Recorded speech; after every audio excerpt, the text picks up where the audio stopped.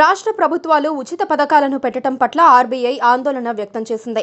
రైతు రుణమాఫీ, పొలాలు సహా ఇళ్లకు ఫ్రీ కరెంట్, ఫ్రీ సిలిండర్స్, ఉచిత బస్సు, రైతులు, మహిళలు, యువతకు అకౌంట్లలోకి నగదు బదిలీ వంటి ప్రోత్సాహకాలతో ఒత్తిడి పెరుగుతోందని రిజర్వ్ బ్యాంక్ ఆఫ్ ఇండియా హెచ్చరించింది.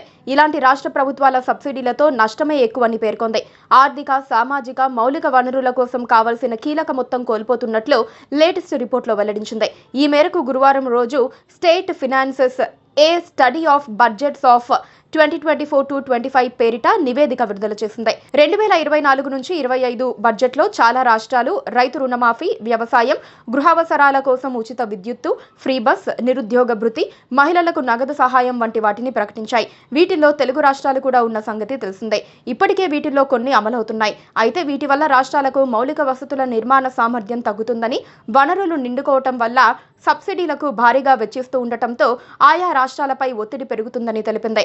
అందుకే ఇలాంటి సబ్సిడీల విషయంలో రాష్ట్రాలు ఇకనైనా ఆచితూచి వ్యవహరించాలని, ఉత్పాదక వ్యయానికి గండి పడకుండా చూడాల్సిన బాధ్యత ఉందని గుర్తు చేసింది.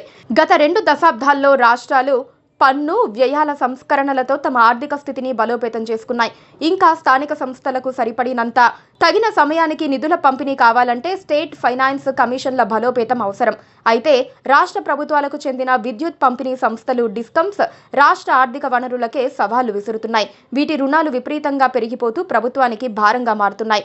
ద్రవ్య స్థిరీకరణ విషయంలో మాత్రం రాష్ట్రాలు ప్రశంసనీయ ప్రగతిని నమోదు చేసినట్లు ఆర్బీఐ రిపోర్టులో తెలిపింది.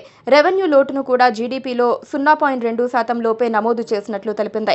ఇదే క్రమంలో రాష్ట్రాల మూలధన వ్యయాలు పెరిగినట్లు వెల్లడించింది. ఆర్థిక శాస్త్ర నిపుణులు కూడా ఉచిత పథకాల వల్ల రాష్ట్ర అభివృద్ధి కుంటుపడుతుందని, ఉచితాలు ఇవ్వటం వల్ల ప్రజలు సోమరిపోతులుగా మారి ఉత్పాదకత తగ్గిపోతుందని, అందువల్ల ఉచితాలు ఇవ్వకుండా ఉండటమే మంచిదని, అందరికీ సరైన విద్య, ఆరోగ్యం అందిస్తే చాలునని అభిప్రాయపడుతున్నారు. Please subscribe to KTV Telugu. KTV Telugu. KTV Telugu. KTV Telugu channel.